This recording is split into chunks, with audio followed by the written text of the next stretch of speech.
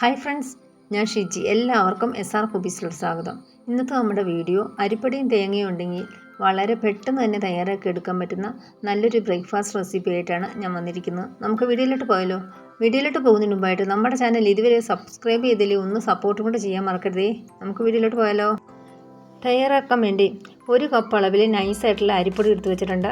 അതിൻ്റെ കൂടെ തന്നെ ആ സെയിം അളവിൽ തന്നെ 1/2 കപ്പ് തേങ്ങ ചിരകിയതും കൂടെ എടുത്ത് വെച്ചിട്ടുണ്ട്.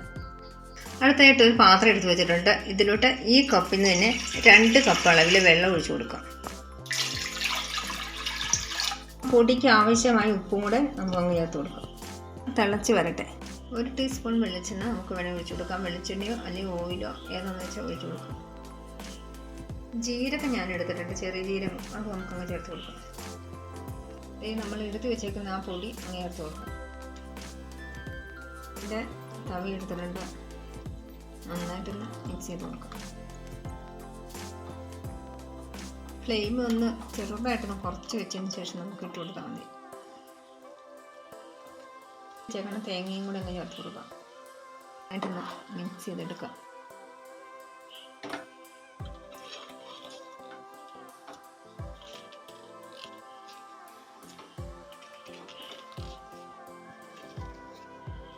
നന്നായിട്ട് തന്നെ കിട്ടിയിട്ടുണ്ട്. നമുക്ക് വേറെ പാത്രത്തിലോട്ട് ആക്കി കൊടുക്കാം. ഇതേ ഒരു പ്ലേറ്റിലോട്ട് മാറ്റി കൊടുത്തിട്ടുണ്ട്. ചെറുതായിട്ടൊന്ന് തണുത്ത് വരട്ടെ, ഒന്ന് മൂടി വെച്ച് കൊടുക്കാം. മാവ് ഡ്രൈ ആവാതിരിക്കാൻ വേണ്ടിയാണ് ഞാൻ മൂടി വെച്ച് കൊടുത്തത്. നല്ല സോഫ്റ്റ് ആയിട്ടുള്ള മാവ് തന്നെയായിട്ടാണ് കിട്ടിയേക്കണം. നമുക്ക് കയ്യിൽ കുറച്ച് എണ്ണയും കൂടെ ഒന്ന് തടവിയ ശേഷം ചെറുതായിട്ടൊരു ചൂടുണ്ട്, നന്നായിട്ട് തന്നെ ഒന്നുകൂടെ സോഫ്റ്റാക്കി എടുക്കാം. നമുക്ക് നന്നായിട്ട് തന്നെ ഒന്നുകൂടെ ഞാൻ സോഫ്റ്റാക്കി എടുത്തിട്ടുണ്ട്. ഇത് ഈ രീതിയിൽ ഉരുളകളാക്കി എടുത്തിട്ടുണ്ട്. ഞാനിപ്പോൾ ഒരു വാഴയില എടുത്തിട്ടുണ്ട്.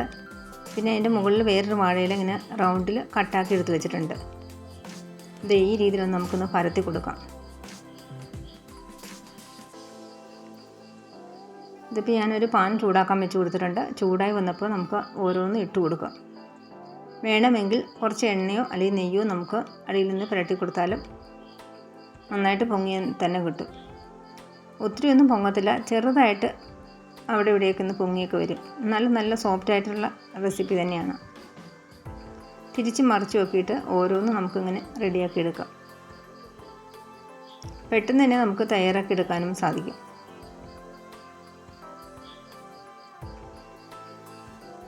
വലിയൊരു പാനൊക്കെ ഉണ്ടെങ്കിൽ നമുക്ക് 2-3 നമുക്ക് ഒന്നിച്ച് നമുക്ക് ഇട്ട് കൊടുക്കാം.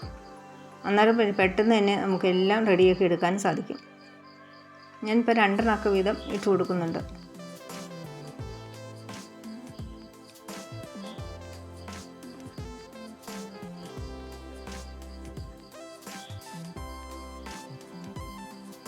നല്ല ടേസ്റ്റി ആയിട്ടുള്ള റെസിപ്പിയാണ്. പെട്ടെന്ന് നമുക്ക് തയ്യാറാക്കി എടുക്കാനും സാധിക്കും. റെസ്റ്റ് ഒന്നും ചെയ്യേണ്ട ആവശ്യമില്ല.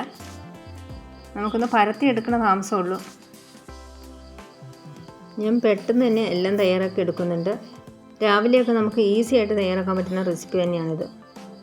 നമ്മൾ തലേദിവസമൊക്കെ ഒന്ന് അരിയൊക്കെ ഒന്ന് വെള്ളത്തിലിടാൻ മറന്നു പോയാലും അരച്ചൊക്കെ വയ്ക്കാൻ ഒന്ന് ബുദ്ധിമുട്ടുണ്ടെങ്കിൽ നമുക്ക് ഇതവണങ്ങ് ചെയ്യുവാണെങ്കിൽ പെട്ടെന്ന് തന്നെ നമുക്ക് തയ്യാറാക്കി എടുക്കാൻ സാധിക്കും.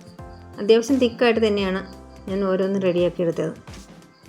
ഇത് ഏത് കറിയുടെ കൂടെ നമുക്ക് കഴിക്കാൻ പറ്റുന്ന റെസിപ്പി തന്നെയാണ്. ബീഫ് കറിയുടെ കൂടെ ആയാലും ചിക്കൻ കറിയുടെ കൂടെ വെജിറ്റബിൾസിൻ്റെയൊക്കെ കൂടെ നല്ലോണം ടേസ്റ്റ് ഉണ്ട് ഈ റെസിപ്പിക്ക്. നിങ്ങൾക്ക് ഈ റെസിപ്പി ഇഷ്ടപ്പെട്ടെന്ന് ഞാൻ വിചാരിക്കുന്നു. ഇഷ്ടമായ നമ്മുടെ ചാനലൊന്ന് സബ്സ്ക്രൈബ് ചെയ്യാൻ മറക്കരുതേ. അതുകൊണ്ട് അത് ലൈക്ക് ചെയ്യാനും ഷെയർ ചെയ്യാനും കമൻറ്റ് ചെയ്യാനും ഒന്നും മറക്കരുത്.